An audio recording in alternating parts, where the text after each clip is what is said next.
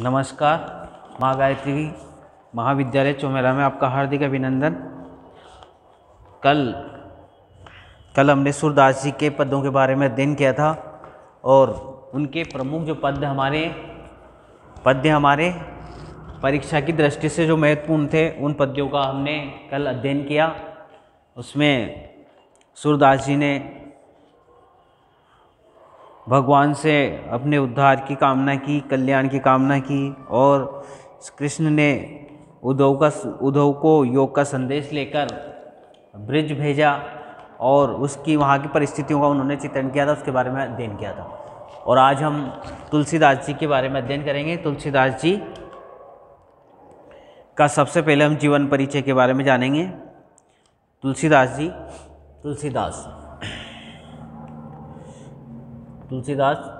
इनका जन्म हुआ था इनका 1532 ईस्वी सन में इनका जन्म हुआ। व 1589 विक्रम संवत के अनुसार ये जो सन था ये विक्रम संवत के अनुसार है और ये ईस्वी सन के अनुसार है, विक्रम संवत के अनुसार।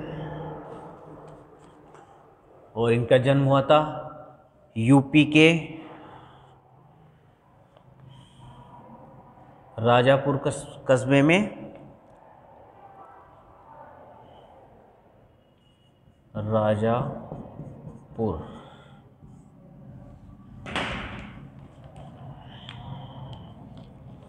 कस्बे में इनका जन्म हुआ, जो बांदा जिले के अंतर्गत पड़ता है और राज्य था यूपी, उत्तर प्रदेश। इनके पिता का नाम था आत्माराम।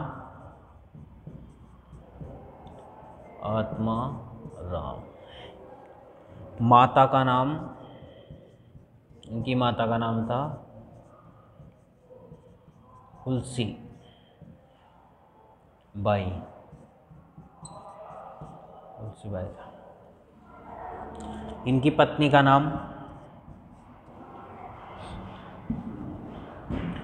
पत्नी का नाम था रत्नावली।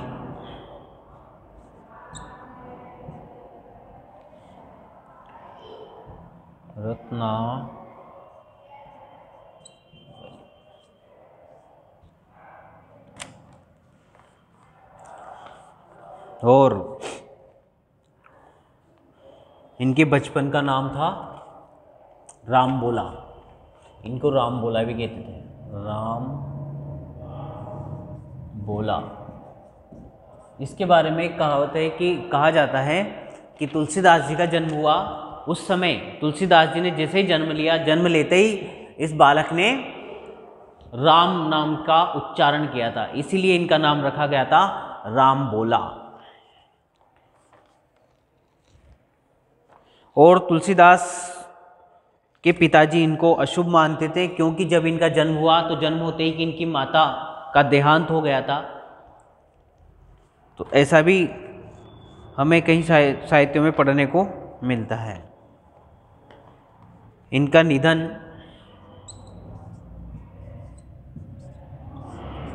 निधन हुआ था संवत 1680 में। 1680 में इनका निधन हो गया था। इनकी प्रमुख रचनाएं थी। प्रमुख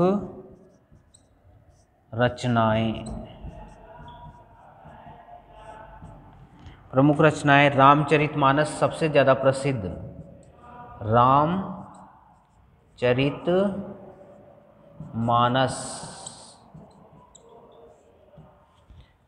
रामचरितमानस, गीतावली,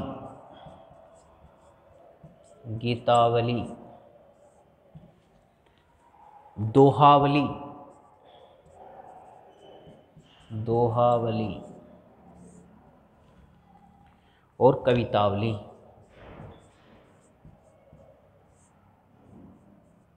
कवितावली। विनय पत्रिका, विनय पत्रिका। पार्वती मंगल, पार्वती मंगल। कृष्ण गीतावली, कृष्ण गीतावली। वैसे तुलसीदास जी ने विशेष रूप से भगवान राम के ही अधिकतर चरित्र चित्रण किया है, लेकिन कुछ ग्रंथों में, कुछ ग्रंथों के अंदर इन्होंने कृष्ण भगवान का भी कुछ चित्रण किया है। और जब तुलसीदास थोड़े बड़े हुए तो उसके बाद ये इनके जो गुरु थे नरहरिदास, उनकी शरण में चले गए। तुलसीदास इनका नाम क्यों रखा गया, इसके बारे में भी कुछ कहा जाता है कि तुलसीदास तुलसी के पौधे के नीचे सोते हुए उनके मस्तक पर, जब वो तुलसी के पौधे के नीचे सो रहे थे, पास में सो रहे थे, तो वहाँ पर उनके ऊपर तुलसी के पत्तों को पड़ा हुआ देखकर बाबा नरहरिदास ने इनका नाम तुलसीदास रखा, जिन्होंने रामचरितमानस, रामायण का एक सरल हिंदी में अनुवाद कर सभी के लिए एक सरल और सुलभ ग्रंथ उपलब्ध कराया। तो आज हम बाबा तुलसीदास जी के कुछ जो पद्य हैं हमारे परीक्षा की दृष्टि से महत्वपूर्ण है, उनका हम अध्ययन करेंगे। पहला पद तुलसीदास जी का विनय पत्रिका से लिया गया है और विनय पत्रिका से अवतरित इस पद्य के अंदर तुलसीदास अब तक के व्यतीत जीवन के बारे में पश्चाताप कर रहे हैं और पश्चाताप करते हैं और भावी जीवन को बर्बाद नहीं करने की आकांक्षा व्यक्त करते हुए कहते हैं, अब लो नसानी अब ना नसे हो, राम कृपा भव निशा सिरानी, जागे फिर ना डसे हो, पायो राम नाम चारु चिंतामणि, उर करते न खरी हो, श्याम रूप सुचि रुचिर कसिटी, कसोटी चित्त कंचन ही कसे हो, परबस जानी हंस्यो इन इंद्रन, निज है न हंसे हो, मन मधुकर पन करी तुलसी, रघुपति पद कमल बसे हो। तुलसीदास जी कहते हैं कि अब तक, अर्थात मैंने इस उम्र तक अब तक का जीवन मैंने भगवान के भजन के बिना बर्बाद कर दिया है, अर्थात मैंने इस उम्र में अभी तक भगवान को भी याद नहीं किया। ये सारा जीवन, ये जितनी भी उम्र मेरी अभी तक की हुई है, ये मैंने वैसे ही बर्बाद कर दिया है। इस समय को, इस बहुमूल्य समय को मैंने वैसे ही निकाल दिया है, लेकिन अब इसे नहीं बिगड़ने दूंगा। अर्थात अब आने वाला जो समय होगा, अब मुझे इसका ज्ञान हो गया है कि ईश्वर क्या है, परमात्मा क्या है। अब मैं जो मेरा बचा हुआ जो समय है उसको मैं बर्बाद नहीं होने दूंगा। राम की कृपा से मेरी संसार रूपी रात्रि बीत गई है। भगवान राम की कृपा अब मेरे ऊपर हो गई है, अर्थात मेरे अंदर बुद्धि आ गई, मेरे अंदर सोच आ गई, मेरे अंदर अच्छे विचार आ गए हैं। अब मेरे ऊपर भगवान राम की विशेष कृपा हो गई है। अब मैं इस संसार रूपी रात्रि बीत गई है, अब मैं जाग गया हूँ, इसलिए फिर कभी बिस्तर बिछाकर सोने की तैयारी नहीं करूँगा। राम कृपा भव निशा सिरानी, जागे फिर ना डसे हो।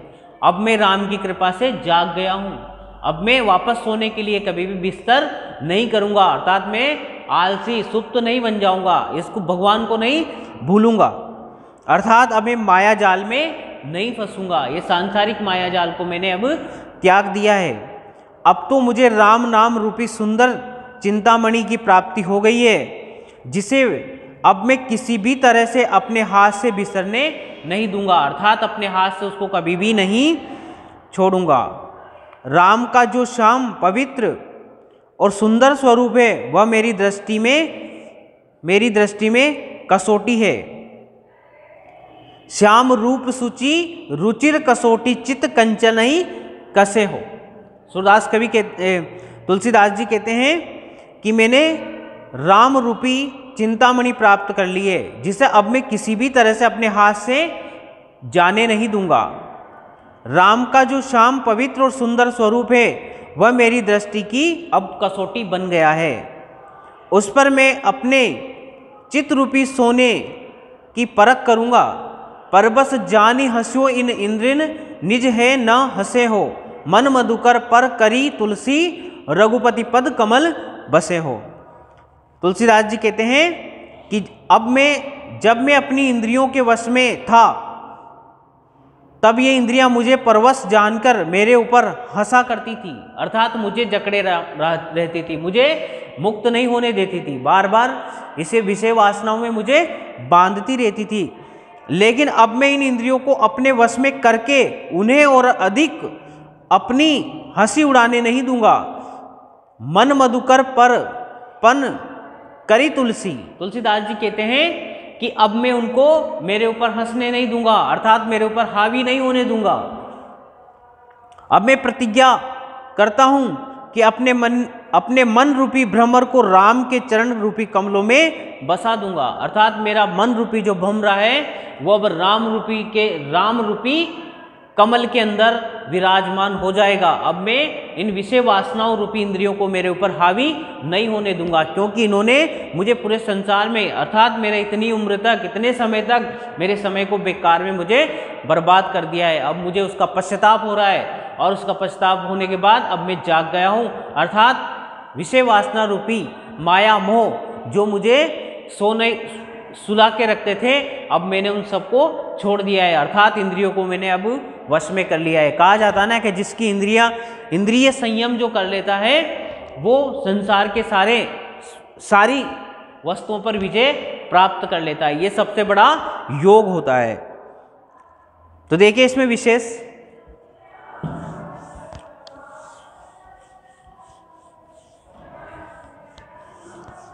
इसमें कवि ने, तुलसीदास जी ने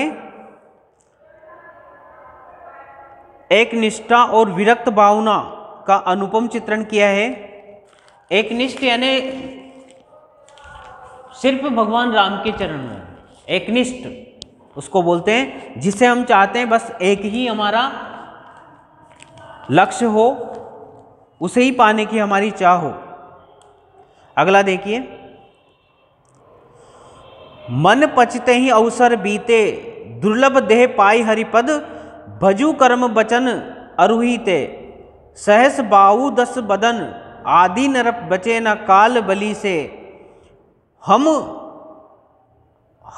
करी धन धाम सवारे, अंत चले उठरीते, सूत बिनितादि जानी स्वारथ, रत न करूँ नेह सबहिते, अतहु तो ही तजेंगे पामर, तू न तजे अब हीते, अब नातई अनुराग जागु जड़ त्यागु दुर्सा जीते, बूझे ने काम अग्नि तुलसी कहु विषय भोग बहु बीते।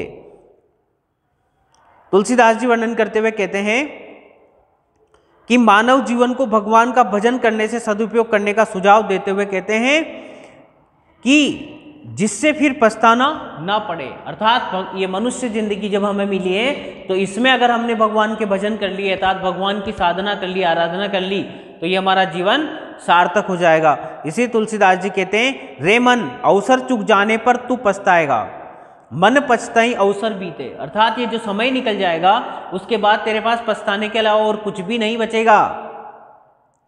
तूने इस दुर्लभ मानव शरीर को प्राप्त किया है, दुर्लभ देह पाई हरिपद, भजू कर्म बचन अरुहिते, अर्थात मनुष्य जीवन हर किसी को नहीं प्राप्त होता है। मनुष्य जीवन बहुत बड़े पुण्य करने के बाद प्राप्त होता है, और यही मनुष्य के मोक्ष की सबसे बड़ी पहली सीढ़ी है। मनुष्य जीवन में ही वो अच्छे काम करके अपने मोक्ष को प्राप्त कर सकता है। तो तुलसीदास जी कहते हैं कि तूने दुर्लभ मानव शरीर को प्राप्त किया है, इसीलिए इसे पाकर राम के चरणों का कर्म वचन और हृदय से भजन कर, अर्थात भगवान राम की साधना कर, उनके रात दिन उनको भज, क्योंकि कहा गया है सहस्त्र बाहु दस बदन आदि नृप बचे न काल बलिते। क्या कहा है? सहस्त्रार्जुन और रावण जैसे राजा भी शक्तिशाली काल के पंजे से नहीं बच सके हैं। रावण जैसे बड़े बड़े बाहुबली और कितने ही हजारों अर्जुन जैसे वीर योद्धा भी इस पृथ्वी से चले गए हैं। तो तुलसीदास जी कहते हैं कि सहस्त्र बाहु दस बदन आदि नृप बचन काल बलिते, अर्थात काल के पंजे से कोई भी छूटकर नहीं जा सकता है। उन्होंने हम करते अर्थात अहंकार के मद में चूर होकर संपत्ति और महल बनाकर रखे थे, परंतु अंतिम समय में उन्हें भी इस संसार से जाना पड़ा है। हम करी धन धाम सवारे अंत चले उठ रीते हैं। तुलसीदास जी कहते हैं कि उन्होंने हम करके मेरा है सारा संसार मेरा, ये धन दौलत, ये मकान, ये जमीन, ये सारे, ये गाड़ी, ये घोड़े सब मेरे हैं, लेकिन अंत समय जब आता है तो वो सब यहाँ का यहीं छूट जाते हैं। तुलसीदास जी कभी कहते हैं कि वो सारा का सारा यहीं रह गया और उसके साथ में कुछ भी नहीं गया। कहते हैं ना, खाली हाथ आए थे और खाली हाथ जाएंगे। तो इस संसार के अंदर सिर्फ क्या रह जाते हैं? अपना व्यवहार, अपना कर्म और अच्छे काम, यही संसार के अंदर छूट जाते हैं। तुलसीदास जी कभी कहते हैं कि सारे अहंकार के मद में चूर होकर महल, गाड़ी, घोड़े सब कुछ बना करके अंत समय में भी उनको जाना ही पड़ा। हे मनुष्य, तू भली भांति जान ले कि पुत्र, पत्नी आदि सभी संबंधी अपना अपना स्वार्थ देखते हैं। सूत बनिता आदि जनी स्वार्थ रत न करूं ने समहिते, अर्थात संसार के अंदर जितने भी रिश्ते नाते हैं वो सब क्या हैं? स्वार्थ के रिश्ते नाते हैं। सब अपने अपने स्वार्थ के लिए जीते रहते हैं, सभी अपने अपने स्वार्थ के लिए जीते रहते हैं। मनुष्य, तू जान ले कि पुत्र, पत्नी आदि सभी संबंधी अपना अपना स्वार्थ देखते हैं, इस कारण तू इनके प्रति लगाव मत रख। कवि कहते हैं कि इसलिए इनके प्रति इतना, इनके लगाव में इतनी, इनके माया मोह में इतना मत फंस। अभी तो स्वार्थ के कारण ये सब तेरे हैं, लेकिन अंत में तुझे त्याग देंगे। देखते ना, किसी की जब तक वो जिंदा है तब तक कितना प्रेम किया जाता है, सभी उसको अच्छा रखते हैं। बच्चा जब जन्म लेता है किस तरह से घर में खुशियाँ होती है, सब उसको उठाए फिरते हैं। और एक समय वो आता है जब उसका देहांत हो जाता है तो कितनी जल्दी से लोग कहते हैं अरे जल्दी जल्दी निकालो भाई, ले जाओ, जल्दी ले जाओ, है ना। तो कितनी मतलब कितनी जल्दी लगती है, अपने से ही अपने ही होकर अपनों को ही जलाने के लिए तैयार हो जाते हैं। तो फिर इस संसार सागर से माया मोह में फंसने से क्या फायदा। तो कहते हैं कि अंत में ये सब तुझे त्याग देंगे, इसलिए है मूर्ख, तू इन्हें आज से ही छोड़ दे। तुलसीदास जी कहते हैं कि अब तू भगवान से अनुराग कर, अब तू जाग और जड़ता को छोड़ दे।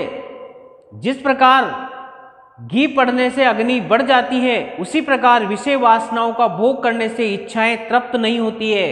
तुलसीदास जी कहते हैं अब नातहि अनुराग जाग जड़ त्याग दुरासा जीते, बूझे न काम अग्नि तुलसी कहूं विषय भोग बहु बीते। तुलसीदास जी कहते हैं कि जिस प्रकार से हम अग्नि में, हवन में घी डालते हैं और घी डालने से अग्नि तृप्त एकदम से उद्दीप्त हो जाती है, तेज जलने लगती है, उसी प्रकार से मनुष्य जितनी विषय वासनाओं में फंसता है वो उतना ही उसमें फंसता चला जाता है और भगवान को छोड़ देता है। तो कहते हैं ना, बुझे न काम अग्नि तुलसी कहूं विषय भोग बहु बीते।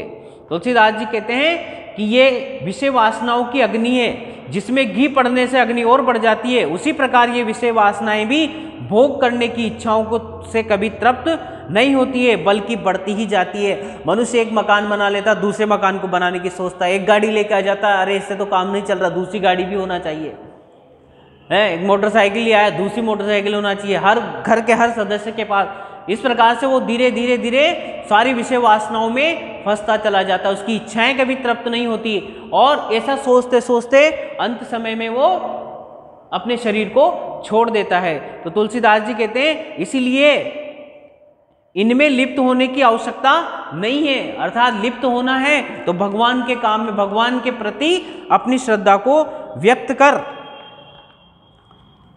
प्रस्तुत पद्य में विषय में हम विशेष इसमें लिखेंगे, विशेष में इसमें कवि ने अनुप्रास अलंकार का प्रयोग किया है। विशेष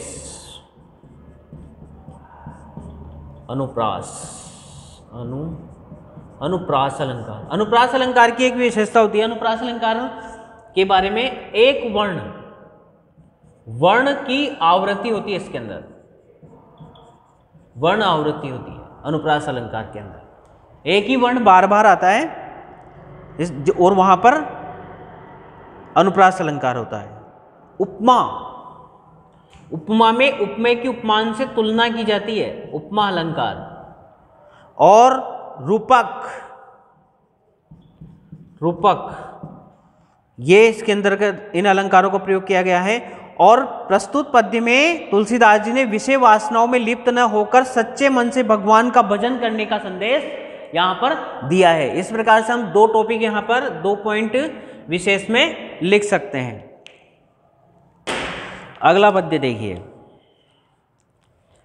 अगले पद्य में तुलसीदास जी द्वारा रचित कवितावली से लिया गया है। इसमें अयोध्या कांड से अवतरित है और इसमें केवट भगवान राम से उनके चरण धोने की आज्ञा मांग रहा है। भगवान राम का जब वनवास हुआ और भगवान राम जब वनवास होने के बाद सीता और लक्ष्मण के साथ जा रहे हैं और वहाँ पर उनको एक नदी को पार करना था और उस पार करने पर वहाँ पर उसमें पानी भरा हुआ था, तो उनके लिए नाव की जिनको आवश्यकता पड़ी है, तो नाव किसकी थी वहाँ पर? केवट की नाव थी। और वो केवट भगवान से अपने उनके चरण धोने की आज्ञा मांगता है और वो नाव को पार लगाने के लिए उसके बदले में क्या मांगता है? भगवान के चरण धोना चाहता है। तो देखिए क्या क्या वो वहां पर कहता है। रावरे दूषण पायन को पग धूरी को भूरी प्रभाव महा है, पाहन बन बाहुन काट को कोमल है, जलू खाए रहा है, पावन पाए पखारी के नाच चढ़ावही, आयुष होत कहा है, तुलसी केवट तुलसी सुनी केवट के बरबेन हंसे प्रभु जान की ओर आए। इसमें देखिए केवट कहता है आपके चरणों का कोई दोष नहीं है, आपके चरणों की धूलि का प्रभाव ही बहुत बड़ा है, जिसके स्पर्श करने से अहिल्या पत्थर से सुंदर स्त्री बन गई थी। तो केवट क्या उनको कहता है, क्या उदाहरण सुनाता है? हे प्रभु आपके चरण तो धोने ही पड़ेंगे, क्योंकि आपके चरणों की धूलि तो वो है कि जिसको स्पर्श करने से एक पत्थर भी अहिल्या जैसी सुंदर स्त्री बन गई थी। और केवट कहता है हे प्रभु मेरे पास तो इस नाव के ये मेरे कमाने का जरिया जो है ना वो नाव ही है, और अगर इस नाव को भी अगर आपने छू लिया और आपके चरण की धूलि इसके ऊपर पड़ गई और ये भी अगर सुंदर स्त्री बन गई तो मेरे परिवार का क्या होगा? अर्थात मैं मेरे परिवार को कैसे पालूंगा? और मेरी पत्नी भी घर जाके मुझसे जाते ही लड़ेगी कि ये कर दूसरी कहां से लेकर आ गए, है ना। तो कवि कहते हैं पाहन ते बन वहानु काट को कोमल है, जलु खाए रहा है। तुलसीदास जी कहते हैं कि हे प्रभु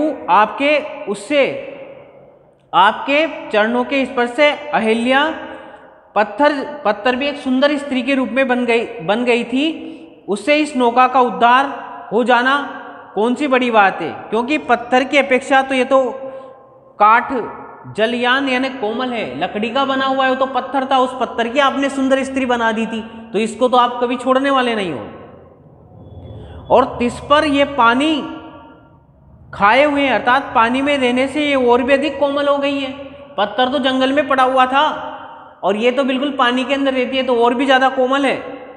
पावन पाए पखारी के नाव चढ़ाहियो आयस होत कहा है। वो कहते हैं अतः मैं आपके पवित्र चरण कमल को धोकर ही नाव पर चढ़ाऊंगा, कहिए क्या आज्ञा है। तुलसीदास जी कहते हैं तुलसी सुनी केवट के बरबेन हंसे प्रभु जान की ओ रहा है। मतलब तुलसीदास जी कहते हैं कि केवट के ये श्रेष्ठ वचन सुन करके, चतुरतापूर्ण वचन सुन करके श्री रामचंद्र जी जानकी की ओर देखकर हंस रहे हैं, मुस्कुरा रहे हैं कि देखो केवट कितना चतुर है।